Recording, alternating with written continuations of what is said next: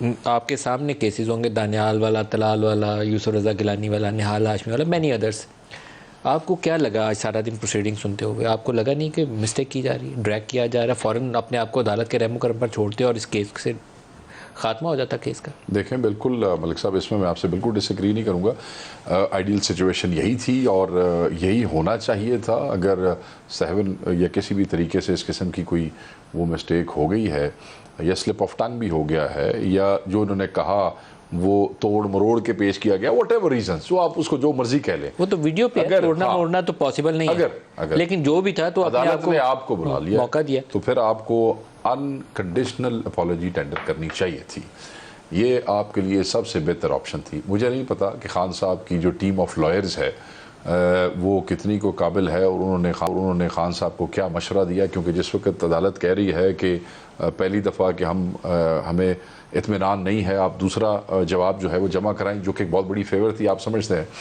और वो दूसरा जब जवाब जमा हुआ तो मेरे ख्याल में उसमें फिर जो पिछले हुक्म थे, आपको क्यों फ़र्द जुर्म के लिए बुलाया गया 22 तारीख को? उसकी वजह सिंपल सी है कि ये जो आपका जवाब था, it fail short of expectations of the court. Sir, पहला जवाब भी तवक्कुआत के मुताबिक नहीं था, दूसरा जवाब भी तवक्कुआत के मुताबिक नहीं था, और आज पूरा वक्त अदालत ये कहती रही है कि आप इस पर कर रहे हैं, हम क्रिमिनल प्रोसीडिंग की तरफ जा रहे हैं, उसके अल्फाज कंटेम्प्ट की तरफ जा रहे हैं। ऑब्वियसली उसके अल्फाज ऐसे थे। तो मैं ये समझता हूँ कि ये इनकी लीगल टीम से खान साहब की सख्त बहुत संगीन गलती हुई है। इनको ये नहीं करना चाहिए था। एक आपको लगता है कि ये हामिद खान या मतलब वो शुएब जो भी साहब हैं, वो शुएब साहब हैं, मेरे ख्याल में, क्योंकि मुझे लगता है ये पॉलिटिकल स्ट्रेटजी है, पॉलिटिकल स्ट्रेटजी को बंदा इनको धक्का दे देगा। मेरा नहीं ख्याल ये पॉलिटिकल स्ट्रेटजी हो सकती है, क्योंकि इट कैन लीड टू ये सजा की तरफ लेकर जा सकती है, डिजास्टर, 5 साल की और ये कोई पॉलिटिकल स्ट्रेटजी किसी बहुत बड़े काम के लिए जुआ खेला जाए ना जी पॉलिटिकली, तो एक सेंस बनता है, इसके लिए नहीं।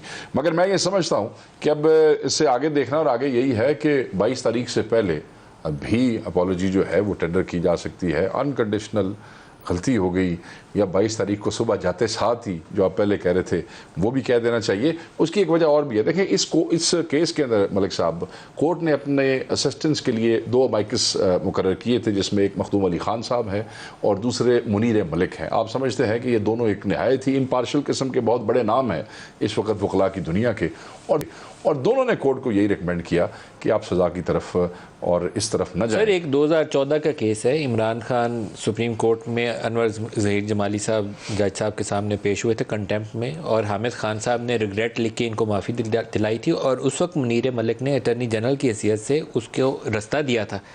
आज हामिद खान साहब की फरमाइश के ही उनको फ्रेंड ऑफ द कोर्ट के तौर पर वहाँ बुलाया गया और उन्होंने वही चीज़ सामने रखी है। लेकिन यहाँ मतहत अदलिया, आज जज साहब ने कहा हमारी रेड लाइन है, आप हमें मुझे कुछ कह लें, मैं इग्नोर कर दूंगा। आपकी बात से एग्री करता तो हूं। वो अब इनके पास फिर भी मैं समझता हूँ, वैसे तो आपको वकला और जज साहब बता सकते हैं और बताया उन्होंने भी।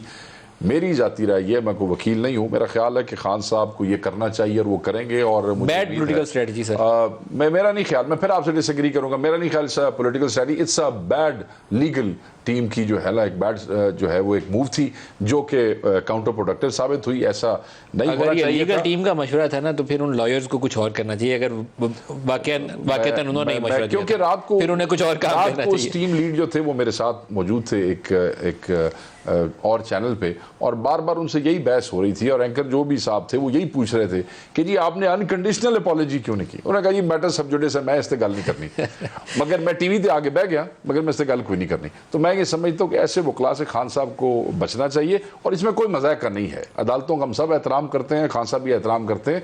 अगर ऐसी मिस्टेक हो गई है तो माफ़ी मांग लेनी चाहिए।